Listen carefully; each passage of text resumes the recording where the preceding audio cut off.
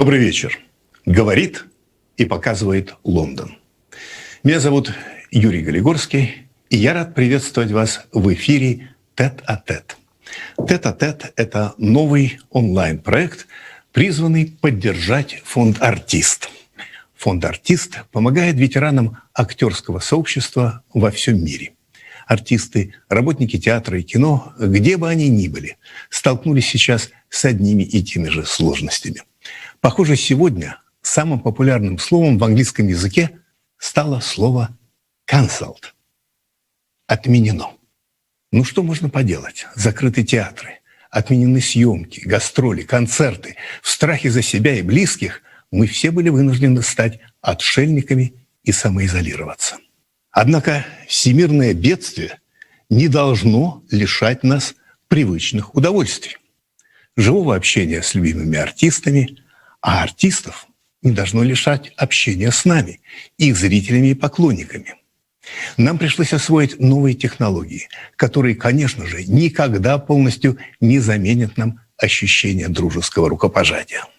Но в то же время они дали нам возможность не только видеться друг с другом, но и, посетив виртуальный театр, без помощи бинокля увидеть лица любимых актеров крупным планом.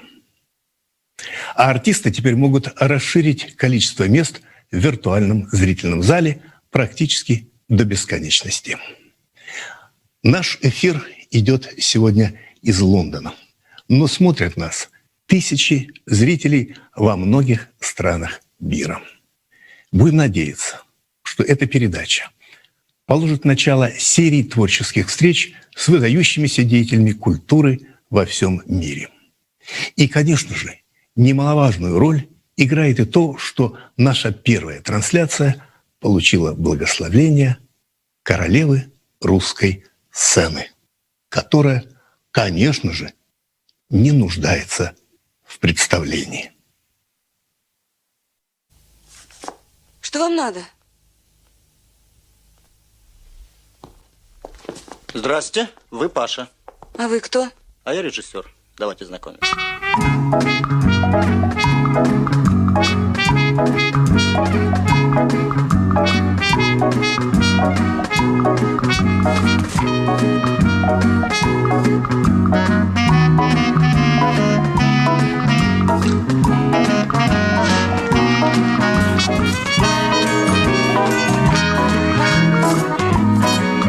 Возьми себя в руки!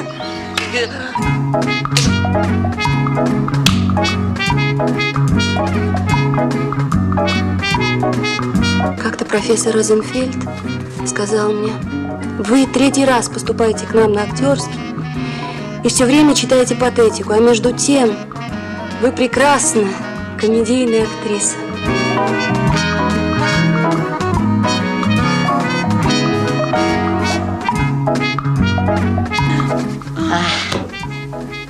Нет, не принцесса. А кто же? Королевна.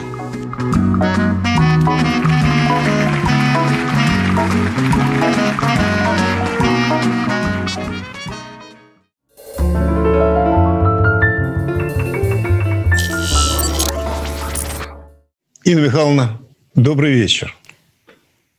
Добрый вечер, Юрочка.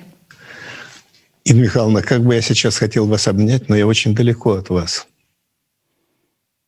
Ну ничего. Когда-нибудь это все безобразие кончится, и мы снова встретимся. Я тоже надеюсь, Юра, что мы обнимемся. Нас смотрят сейчас в Москве и Иерусалиме, где чуть позже 9 часов вечера. Нас смотрят в Нью-Йорке, где 2 часа дня. На экране монитора я вижу, что у нас есть даже слушатели в Австралии. В Мельбурне, если я не ошибаюсь, сейчас 4 часа утра. Да. Не спят, вот бедные. Это я называю преданность любимому актеру. Вы знаете, Инна Михайловна, я вспоминаю, что относительно недавно я сказал Питеру Моргану, автору замечательной пьесы «Аудиенция», в которой вы играете главную роль: знаешь, Питер, в Москве в очередной раз все билеты проданы на твою пьесу. Он так посмотрел на меня и говорит: Ты знаешь, у меня такое ощущение, что если завтра они в Москве объявят, что Инна Чурикова просто выйдет на сцену, сядет на сцене и ничего не будет говорить, они все равно соберут полный зал. Это, конечно, приятно слышать, Юра. Но... Конечно, пандемия спутала нам все карты, но ничего, Бог даст, поправимся. Вы знаете, я начну, пожалуй, сейчас с самого важного вопроса, Инна Михайловна. Угу. Дичь можно руками или нет? Обязательно вот нужно есть руками дичь. Только, правда, надо их, мне кажется, помыть с мылом. И потом съесть вкусную ножку руками. Понятно. Я попытаюсь. Вы знаете, Юрочка, можно я прерву вас? Конечно, конечно. Я прежде всего хочу поздороваться с моими замечательными людьми, зрителями, которые пришли ко мне в гости. Я всех вас приглашаю быть вместе и провести это время, хотя я немного волнуюсь, у меня в гостях. И не только у меня, но и у Юрочки тоже. Инна Михайловна, я попытаюсь с самого начала завоевать симпатии зрителей. Знаете чем? Я постараюсь больше молчать и слушать, а вы будете больше говорить. Я вот тихонечко сяду в уголке, буду пить чай и смотреть на вас, а вы будете рассказывать. Договорились? Кстати, любовь к чаю – это то, что связывает Англию и Россию. А что еще, по-вашему, связывает Англию и Россию? Ну, мне кажется, очень многое. Во всяком случае, меня как актрису связывает прежде всего литература. Шекспир – это мировой классик. Я очень любила Эдгара По и многих-многих писателей. То есть мне бесконечно нравится ходить в Лондоне в театр. Удивительные спектакли мы смотрели с моим супругом и сыном. И я очень люблю английское кино и английских актеров. А вы знаете, что в Англии очень любят русскую классику, например, говоря о Чехове, можно сказать, что Чехов – это, конечно, национальный английский драматург, потому что не обходится, года не проходит, чтобы кто-либо не поставил Чехова. Чехова ставят постоянно. И скажи англичанину, что Чехов – это не английский драматург, он страшно удивится. Но, значит, нас это очень тесно связывает, потому что одно время, во-первых, я сыграла в спектакле, который поставил Марк Анатольевич Захаров, наш главный режиссер. К сожалению, просто к огромному сожалению, он ушел из жизни, но он поставил замечательный спектакль «Иванов», где я играла Сару. И я вообще была в него влюблена, в Антона Павловича Чехова, как в мужчину. Правда? Это было серьезное чувство. Вы там играли в паре с замечательным актером Евгением Павловичем Леоновым. Да. И, по-моему, не все принимали этот спектакль. Да, Юра.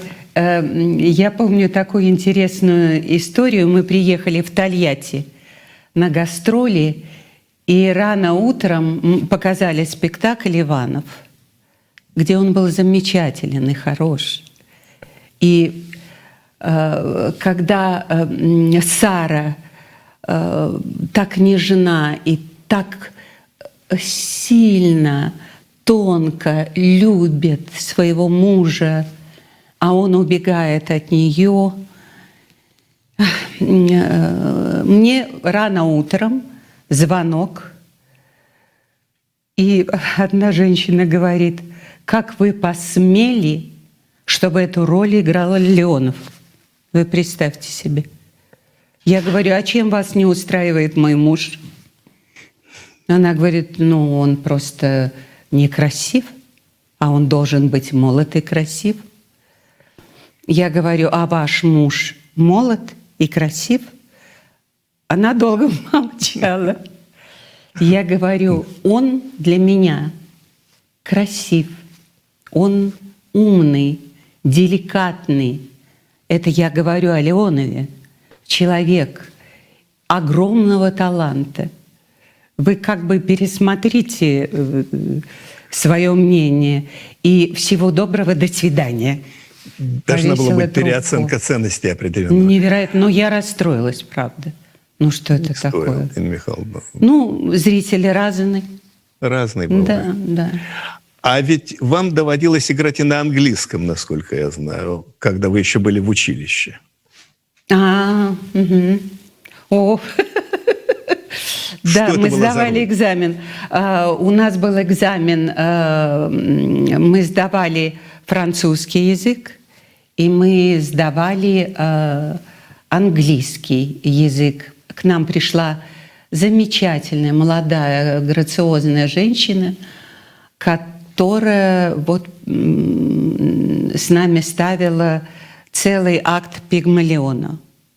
Да. На английском языке, естественно. Но я уже очень многое забыла. Ну, Вы хоть хотите? что-то, вы же помните. Вы хотите знать, как я знаю английский язык? Да. Хочу проверить. There are your sleepers, and there, take your sleepers, and may you never have a day luck with them. Ну, что-то в этом духе. Инна Михайловна, я не понимаю, почему мы с вами никогда не говорили по-английски, когда вы приезжаете в Лондон.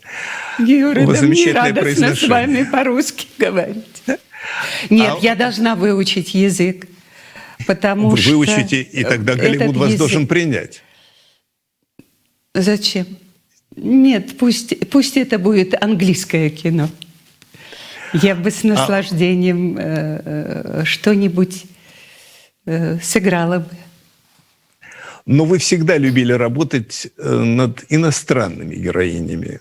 Вас всегда тянуло исполнить что-то, что связано с другими странами. Например, Жанна Дарк.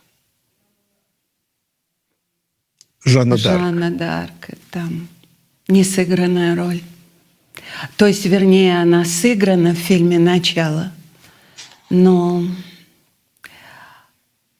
Глеб Панфилов, мой супруг, и совершенно невероятный, мощный режиссер, он хотел снять картину, он написал такой сценарий прекрасный про Жанну. Но как-то у нас не получилось.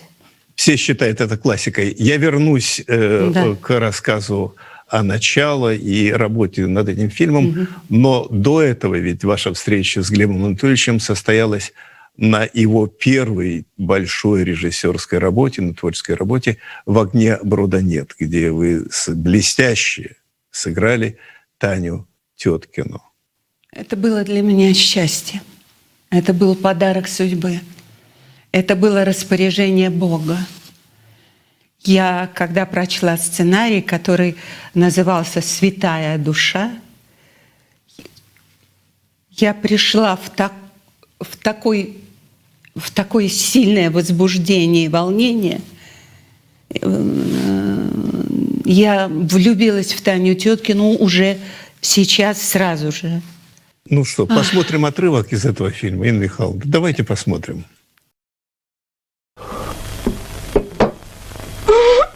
Ты чего? А я влюбилась. Да ну. Ей-бо. И в кого же ты влюбилась? В Алёшку. В гармониста. Помнишь из продотряда? В какого? В этого Конопатова? Ну и пусть конопатый. Конопатый да мой, верно? Эх, Танька, марксизм тебе нужен. О,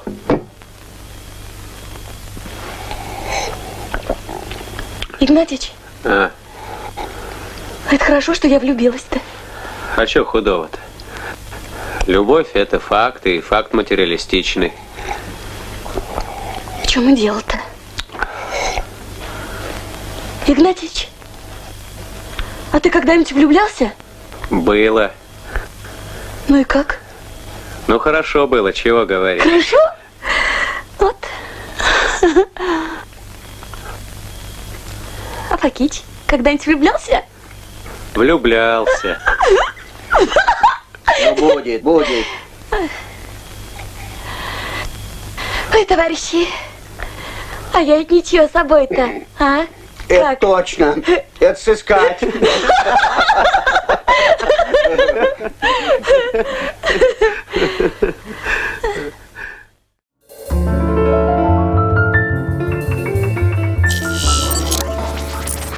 Встреча с Панфиловым на этом фильме была для вас судьбоносной. Да. Как только я приехала рано в Ленинград, сидела в маленькой комнате режиссера Глеба Панфилова, не зная его. И вдруг открылась дверь, вошел он. У него такие энергичные взгляд, глаза. Я посмотрела в эти глаза и поняла, что что-то произойдет с моей судьбой. Вот даже большее, чем съемки в этом фильме. Вот так оно и случилось. В какой-то степени это была судьбоносная встреча не только для вас, но и для большинства любителей кино, потому что не будь этой встречи, мы, пожалуй, были бы лишены классики таких фильмов, как «Начало», «Васа», «Прошу слова». Может быть, если бы не было этой встречи, эти фильмы не состоялись бы. Так что это для любителей кино тоже судьба. Я думаю, моя жизнь была бы совершенно другой. Да. Думаю, что так, да. Ну, это оценили не только зрители, но и жюри. Я хочу напомнить, что Международный кинофестиваль в Локарно присудил молодому тогда режиссеру картину Глебу Панфилову главный приз «Золотого леопарда». Да, это был его дебют. А актерам тогда не полагалось ничего присуждать. Но тем не менее. Да, но тем не менее. Они как-то собрались, скинулись и подарили мне совершенно невероятную брошь. Камею. Камею, да. На золотой цепи. Да, да. Ну и, конечно, Так после это этого фильма, было. когда вы уже стали тандемом, это уже мы привыкли говорить. Мне хотелось бы про маму рассказать. Наконец вышел фильм, и его приняли и зрители в Доме кино, и Данелия, и другие режиссеры, которые говорили какие-то замечательные слова. И, наконец, мы с Глебом пригласили на показ нашей картины маму. И я говорила Глебу, ей обязательно понравится, Глеб. Это такой фильм, это такой прекрасный фильм. И вот мама посмотрела фильм, идет молча со мной и говорит: дочка, что ж он тебя так плохо одел-то? Вы были в юбке из мешковины. Да, у меня была юбка из мешковины, которую я бесконечно любила, и в которой я ходила в городе Муроме, где мы снимали картину. И на мне была такая грубая шерстяная кофта. Я любила свой костюм. Я любила свои картины, которые я писала.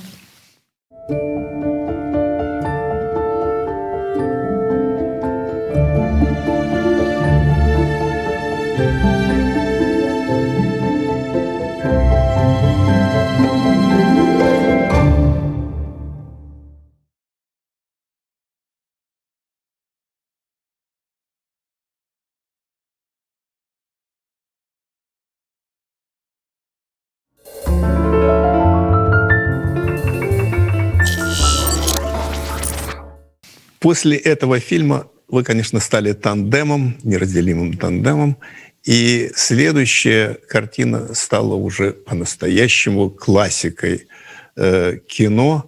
И там есть одна сцена, которую я обожаю. Это самая трогательная, пожалуй, сцена объяснения в любви без единого слова.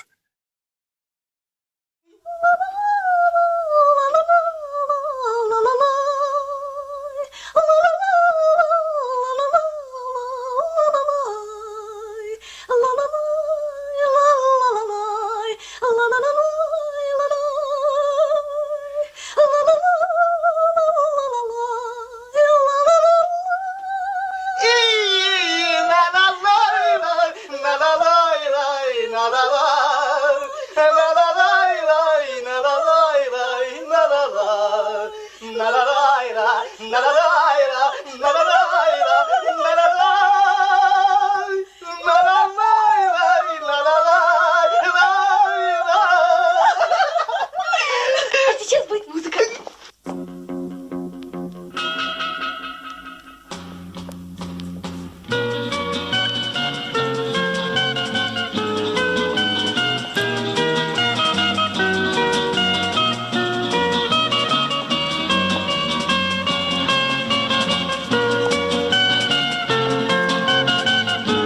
Знаете, А как же? Аркадий,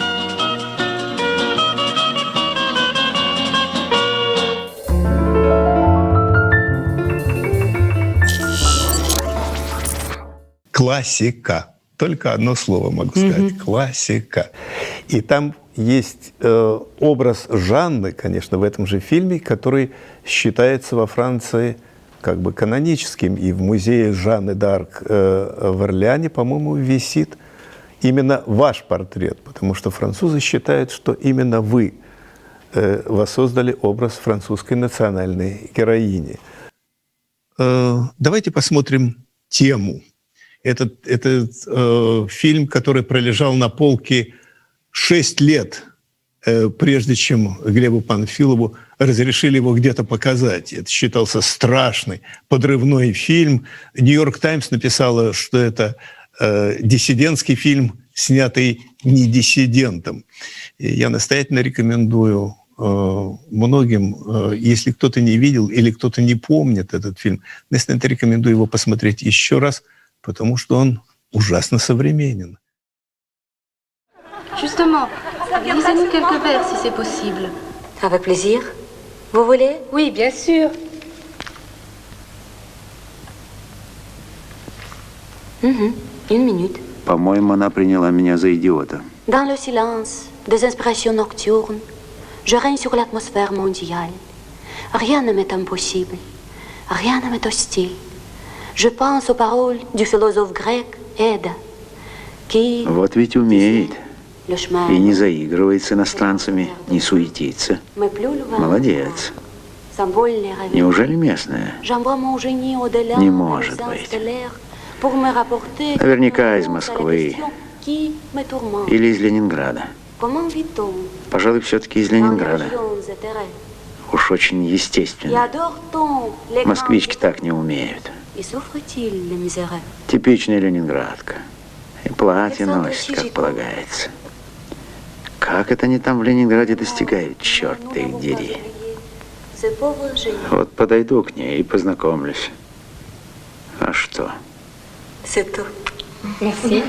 Avez-vous d'autres questions? Non, aucune question. Alors?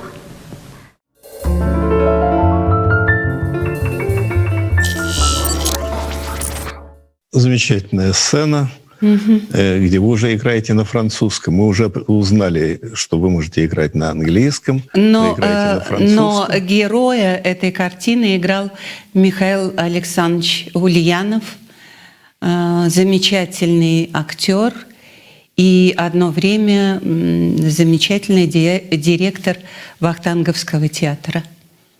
Исключительная личность.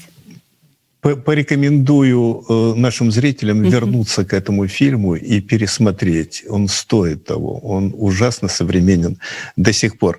Но вернемся снова к началу. Дело в том, что когда вы привезли во Францию, этот фильм, в вас, кажется, влюбился главный ведущий главной телевизионной передачи на французском телевидении Фредерик Миттеран. Ну, влюбился, может быть, это слишком крепкое слово. Но во всяком случае, да, ему понравилась очень картина. И он смотрел «Начало», и ему тоже понравился этот фильм. И он нас с Глебом водил вечером после телевидения, там была передача, с нами, и водил в один ресторан, в другой ресторан, танцевали и проводили замечательную ночь в Париже. А потом он стал министром культуры Франции, насколько я знаю. Потом он стал министром культуры. И приехал в Москву, и снова встретился с вами. И снова встретился с нами, и даже присудил нам... Что, Юрочка, он присудил? Вы стали офицерами литературы и искусства ордена, французского ордена. Это Неужели почетный офицерами орден. стали? Да. Правда? Да, вас наградили такой высокой наградой. Да, вот это да. И когда Глеб Анатольевич посетовал, что ему не дали возможности снять фильм о Жане, Фредерик Миттеран страшно удивился. Что он ему сказал? Он сказал, что вы уже сняли его. Это фильм «Начало». Вы ведь играли не только на французском. Я сейчас хочу подойти к фильму, о котором очень забавно рассказал Виктор Шендерович. Ему как-то на ночь глядя позвонил Зиновий Ефимович Герд и крикнул в трубку: «Витя, вы видели Чурикову в плаще Казановы?» «Нет». «Витя, вы не видели? Витя, вы идиот. Немедленно идите. Это великая актриса». А с Зиновием Ефимовичем Гердом трудно спорить, и трудно спорить вообще, когда понимаешь, что это правда.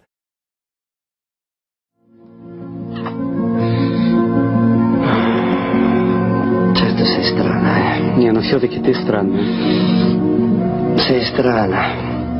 Io certo non ti capisco proprio. Нет, ты странная. Я тебя не понимаю. Dovresti essere allegra invece di piangere. Ты должна быть веселой, а не плакать. Ты такая женщина. Stai in un bel albergo. Живешь в таком отеле. Такие деньги у тебя есть. Ci sono milioni di donne che ti invidierebbero. Миллионы женщин завидуют тебе. Quante macchine hai? Сколько у тебя машин? Due. Две. Due, come le Due. guidi? Una per mano. Как же ты их водишь? Con due dita. Двумя пальцами я на них работаю. Due dita proprio? Vuoi una sigaretta? Хочешь закурить? Sì.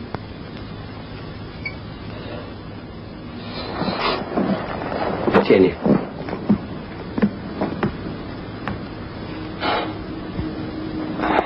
Allora, Итак, dunque, vediamo un po'. Qui sono 500.000 più так, 700.000. 25. Allora, Так. sarebbero, vabbè, per la gondola più il suonatore di Гондола, fisarmonica аккордеонист, che певец, cantava, poi ci sarebbe il caffè потом Quadri, кафе Квадри, naturalmente sotto la наш романтический ужин grande и этот люкс. così arrotondando Давай sono округлим, получится 3 миллиона. Cosa c'è? Non so, Что случилось? non ti va di darmeli? Pensi che non siano meritati? O pensi che non li valga? Что такое? Ты что, не понимаешь?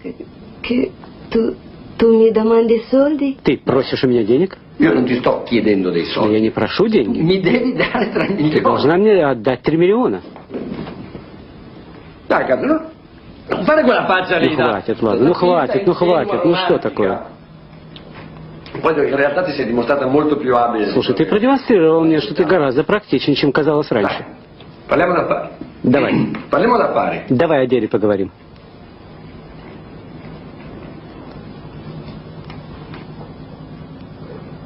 Lasciami vestire. Дай мне одеться. No. No.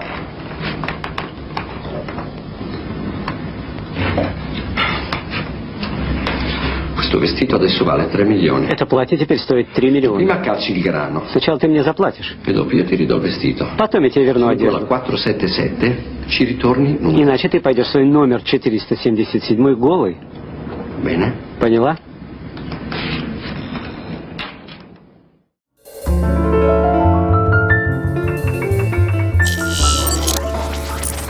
Чем вам запомнилась работа над этим фильмом?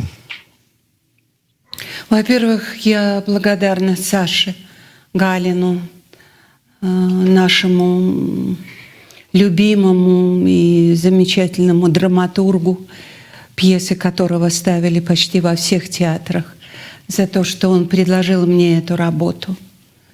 Потому что это вот такая судьба женщины, которая очень любила Италию, знала итальянский язык, полюбила человека, и так трагично. Галин также написал пьесу, которая стала для вас первым антепризным спектаклем, и вы там «Сори», играли да. «Сори». Да, и вы там играли с вашим любимым партнером Николаем Караченцевым. Да. Вообще я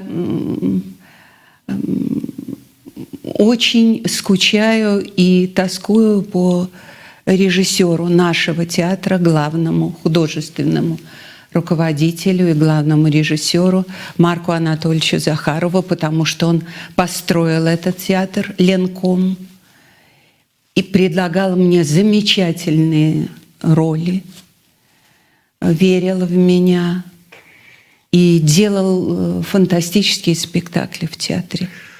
Есть еще один фильм, который я очень хочу процитировать. Я иначе как «Пронзительный» не могу его назвать, и вы получили приз «Серебряного медведя» за лучшую женскую роль в этом фильме.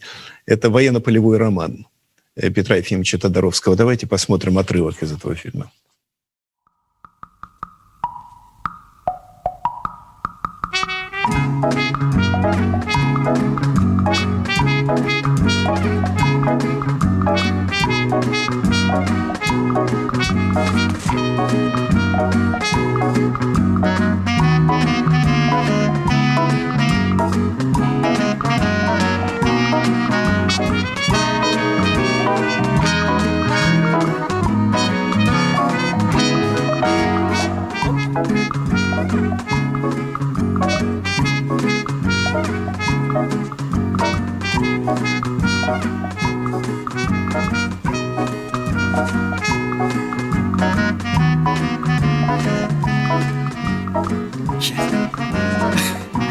Мировая баба.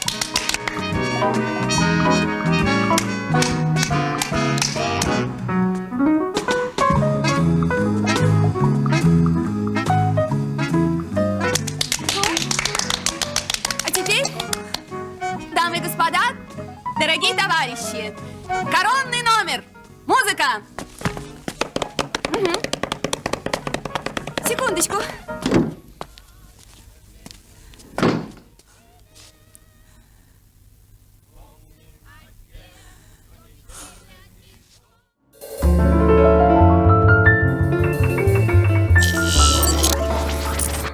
Пронзительная роль, Инна Михайловна. Чем вам запомнилась работа с Петром Ефимовичем Тодоровским? Легкостью общения. Он огромного юмора человек, огромного оптимизма и абсолютно естественный. И мы с ним снимали очень быстро эту картину. Очень хорошие актеры были рядом. И это такой живой материал. И очень хорошая роль. И мы импровизировали.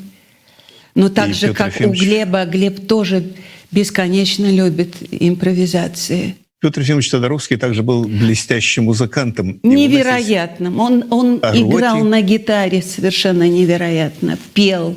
с супругой своей. Мы вместе отдыхали летом, и это были дивные вечера. И я помню Одессу, когда мы бродили с ним после озвучания и хохотали, ведь цвели акации. Вообще это была какая-то невероятная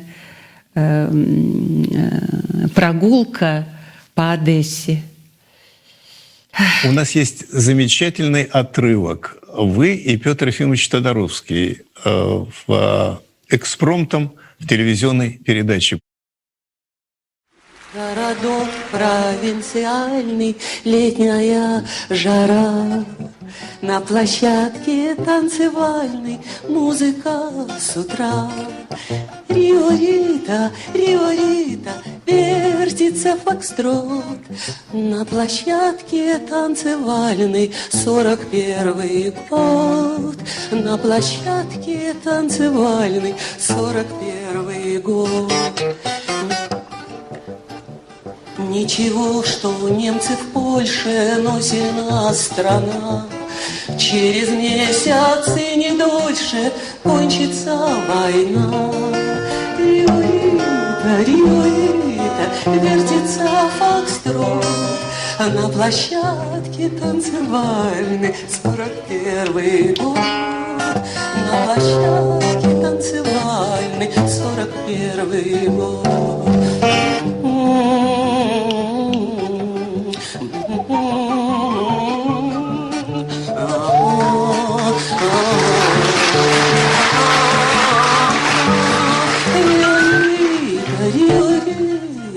Вертится фокстрот на площадке танцевальной 41-й год. На площадке танцевальной 41-й год.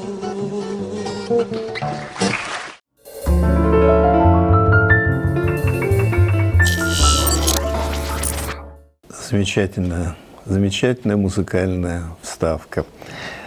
Я хочу напомнить нашим зрителям, зачем мы сегодня делаем этот сложный эфир. В первую очередь, Инна Михайловна, вы решили помочь фонду «Артист», замечательному фонду «Артист», во главе которого стоят два однофамильца, Евгений Миронов и Маша Миронов.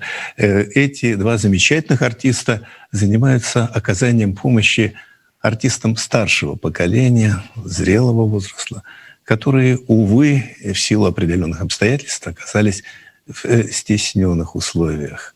И эта поддержка для них безумно важна. Поэтому, если вы, уважаемые зрители, готовы, так же, как и Инна Михайловна, чем-то помочь фонду «Артист», пожалуйста, сделайте это сейчас. Я вижу, что на экране есть QR-код. С помощью этого QR-кода вы можете сделать какие угодно пожертвования, независимо от размеров. Не бывает малых, не бывает чрезмерно больших. Пожалуйста, пожалуйста, помогите артистам помочь артистам. И заранее спасибо за вашу щедрость. Но сейчас вообще трудно, потому что артисты безработные как бы стали. И помощь нужна, наверное, всем артистам. Но мы как-то вот определили грани. Вообще пожилых людей надо любить, надо гордиться ими, и надо им делать подарки. Я согласен с вами абсолютно. Да.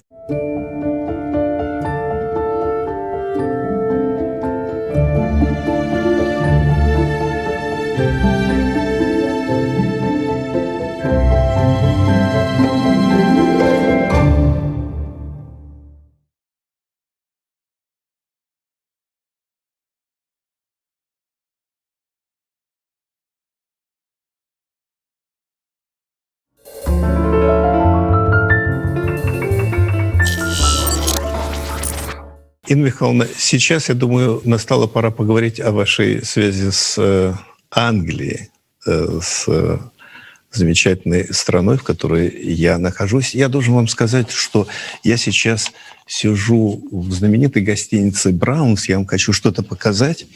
Это портрет принцессы Элизабет. Еще принцессы Элизабет, когда она пришла в эту гостиницу на чай, и вместе с ней пришел премьер-министр Уинстон Черчилль. Это знаменитая фотография. Это еще до того, как она была коронована. Но в Москве сейчас на сцену выходит также английская королева. Это вы в спектакле «Аудиенция». Это, конечно, было до пандемии, и, я надеюсь, будет и после Черчилль, пандемии. Миша. И Черчилль, Миша Горевой. Горевой. Инна Михайловна, тяжело быть английской королевой?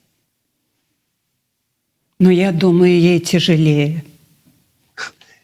Почему вы думаете, что ей тяжелее, чем вам? Потому что это очень сложная жизнь. Она любит Англию, она ответственна за людей, она невероятная. Питер Морган написал такую пьесу. Он дал мне возможность познакомиться с ней. И мое знакомство превратилось просто в любовь к этому человеку. Я знаю ее сложности, я знаю ее трудности, я знаю ее радости, гордость. Она уникальна. Вы знаете, мы вчера с моим сыном слушали речь, записанную на телефоне, которую она произнесла, когда вдруг замечательный молодой Борис Джонсон заболел этой короной, вернее, коронавирусом. И она в свои годы произнесла такую необыкновенную речь, простую, очень проникновенную, простую, сердечную. Что мне нравится, то, что у нее совершенно нет этого «я королева, я вам говорю». Вот этого у нее нет. Она простая, сердечная и в то же время много и глубоко чувствующая женщина. И я ее люблю. Правда? В этой любви также виноват Питер Морган, потому что он написал такую замечательную пьесу. Вы знаете, Инна Михайловна, пока никто не слышит и не видит, у меня такое подозрение, что он в нее также влюблен. Я думаю, да. Потому что без любви невозможно написать такую Он пьесу. замечательный драматург, режиссер, который снял картину о ней, телевизионную, замечательную. И он пишущий человек. Ну, раз мы заговорили с вами об Англии, Инна Михайловна, у меня есть для вас сюрприз. Ой. Мы когда готовились к эфиру, к нам на огонек просто заскочил Рейф Файнс. И сказал, что он с удовольствием выразит свою поддержку вашему начинанию. Могу сказать, что я поддерживаю инициативу, посылаю вам мою любовь и поддержку от имени всего нашего английского актерского братства, российскому актерскому братству. Мы солидарны с вами. Мы все стремимся и уверены, что театры скоро откроются. Мы будем бороться за то, чтобы театры скоро открылись.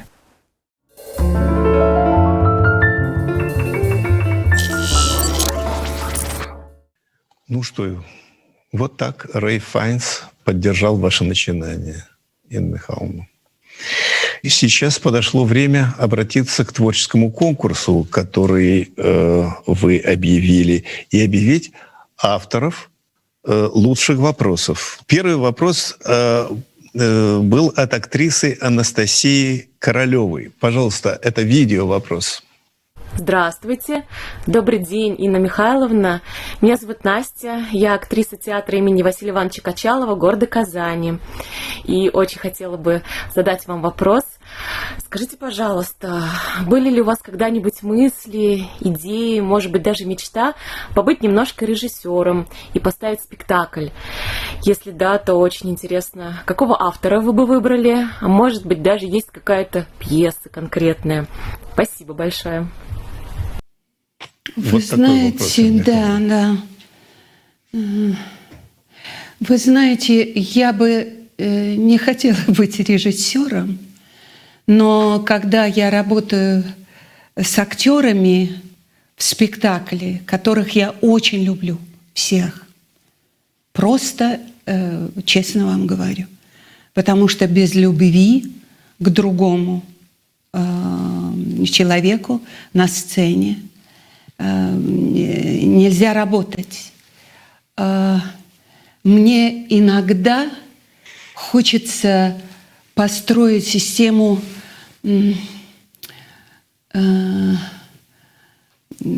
жизни, простоты, какой-то естественности. Если вдруг я чувствую, что что-то такое у нас немного театр, вот хочется, чтобы этого не было. Может быть, мои партнеры это замечают, но у нас спектакли, которые мы играем, они становятся все лучше и лучше. Не благодаря мне, а вот просто всем так интересно существовать на сцене. А режиссерам очень ответственно. Это надо иметь такую любимую пьесу и такую силу воли. И это очень ответственное дело. И за него надо браться только тогда, когда ты это можешь сделать и сделать хорошо. Спасибо вам за ваш вопрос. Счастья вам и замечательных ролей. Хороший вопрос, хорошее пожелание. А сейчас вопрос от Глеба Нечаева. Отправил этот вопрос его мама Ольга. Пожалуйста, проиграйте нам этот вопрос. Уважаемая Инна Михайловна, меня зовут Глеб. Я учусь на скульптора. Подскажите, пожалуйста, какие, по вашему мнению, нужно использовать инструменты и материалы, чтобы слепить из себя достойного человека? И еще вопрос. Вы были женой барона Мюнхгаузена. Каково это жить с таким необычным человеком? Сложно или интересно? Вы были женой барона Мюнхгаузена. Во-первых, я работала с Олегом Янковским. И быть женой барона Мюнхгаузена, которого играет Олег Янковский, очень интересно. Но вообще это прекрасный сценарий, который написан Гришей Гориным, снимал фильм Марк Анатольевич Захаров. И фильм этот я очень люблю. Особенно систему воспитания сына. Да. Если что-то не то, бабах, и все. Бабах. Система телесных наказаний – это очень познавательно. Для того, чтобы там был еще один вопрос. Да, какой как материал сохранить и материал. какие инструменты, как создать. Вы знаете, насчет материала не знаю, но человек должен быть совестливым. Правда. Вот мне кажется, что это главное. И не возноситься высоко, а трудиться. Хорошо. Спасибо вам за ваш вопрос. Замечательный. Я надеюсь, как-то я ответила.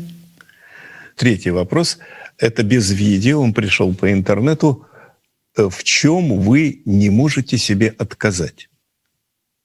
В чем я не могу себе отказать?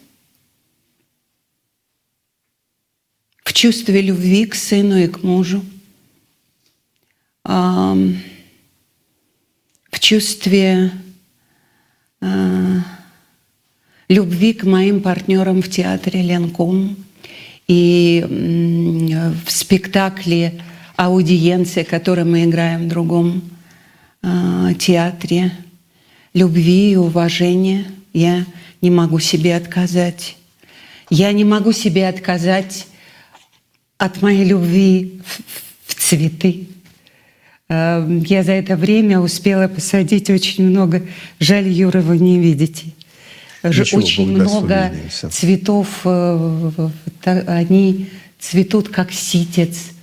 Красиво очень. И вообще сейчас Инна многие Михайловна, цветы вы цветут. согласитесь со мной, зрители не простят нам, если я не попрошу у вас что-то нам почитать. Угу. Что мы будем читать сегодня? Борис Пастернак, доктор Живаго, стихи Юрия Живаго, героя этого произведения.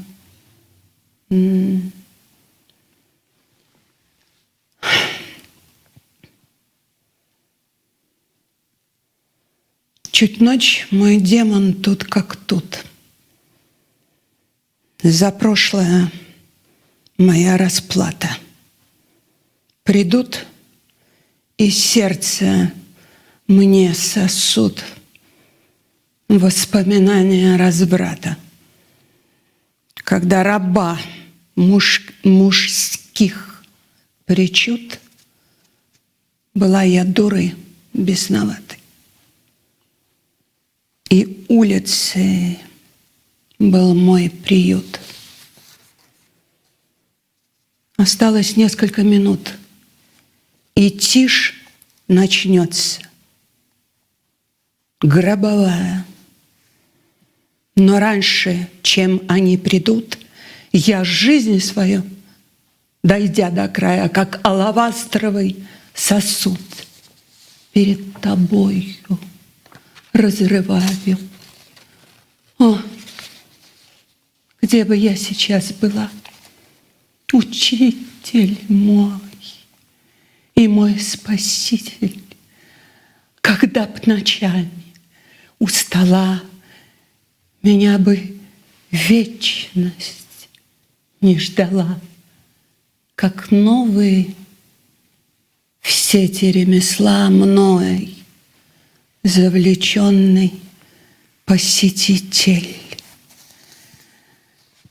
Ну, объясни, что значит грех и смерть, и ад,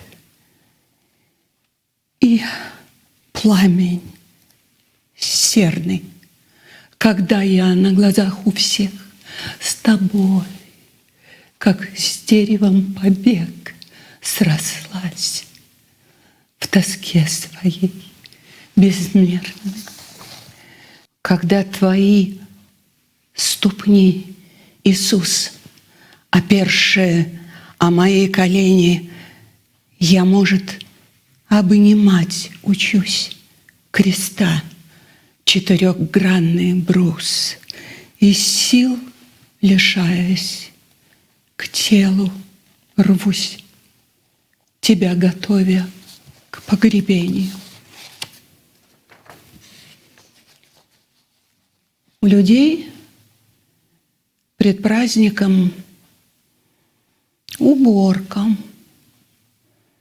В стороне от этой толчии обмываю миром из ведерка я ступни прелестные твои.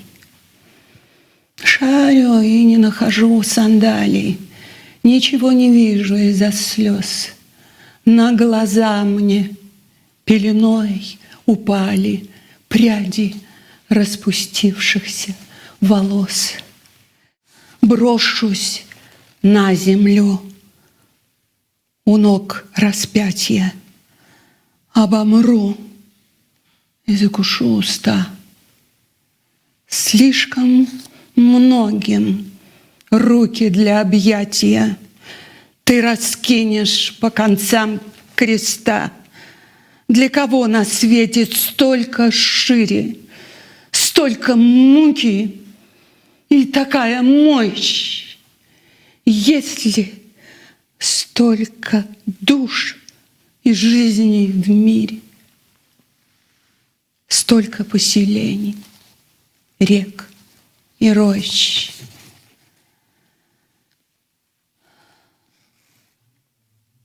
Но пройдут такие 3 суток и столкнут в такую пустоту, что за этот жуткий промежуток я до воскресенья нарасту. Простите меня, я так волновалась. О, Боже мой, о, Боже мой, я люблю эти стихи. Вы их замечательно читаете, и мы получили громадное удовольствие от того, как вы это прочли. Инна Михайловна, вы знаете, что я вам хочу сказать? Для меня очень знаменательно. Пришли. Да, я сейчас, пришли. я знаю, что ваши подружки пришли. Секундочку, я хочу, и до того, как они выйдут на экран, Ну, да, хватит, я знаю, что да, я этих подружек обязательно хочу показать. Для меня знаменателен тот факт, что 2 основные исполнительницы роли королевы Елизаветы II, Хелен Миррен в Великобритании и Инна Чурикова в России, Иди ко мне. сейчас возвысили свой голос в защиту незащищенных бедных артистов, которые переживают страшное время. Хелен Миррен обратилась к правительству с убедительной просьбой помочь театрам, помочь культуре. И надо сказать, что правительство откликнулось на это. Сейчас 1,5 миллиарда фунтов стерлингов было выделено театрам, чтобы выдержать театры на плаву, чтобы они не распались, потому что без театра нет Великобритании. Театр — это, по сути дела, национальная религия Англии, вот так можно сказать. А в России королева сцены Инна Чурикова также сейчас помогает фонду «Артист». Я еще раз хочу напомнить нашим слушателям и нашим зрителям, пожалуйста, если вы хотите и можете помочь фонду «Артист», на экране есть код QR. С помощью этого кода вы можете отправить любое пожертвование, будет принято с благодарностью. А зрители в России также могут отправить СМС. На экране будет номер, по которому вы можете отправить ваши пожертвования в фонд «Артист».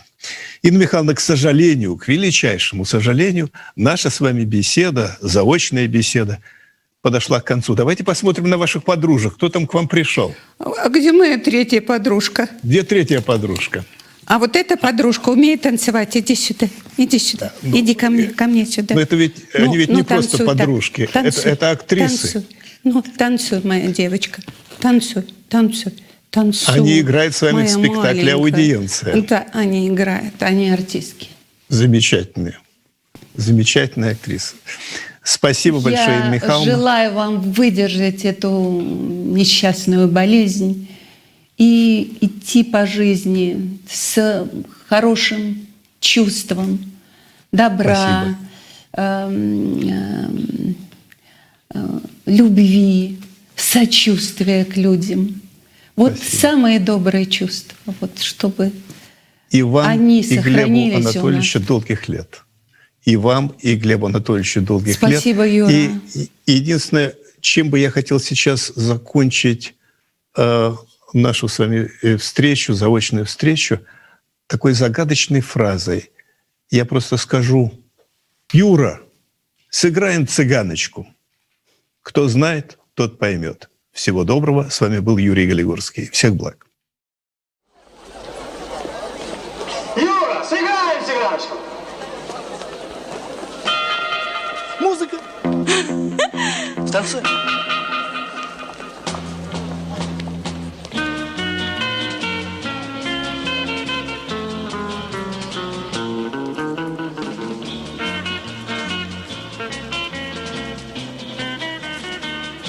Что с вами? Так, А все-таки? со мной сроду еще никто так не танцевал. Вы первый.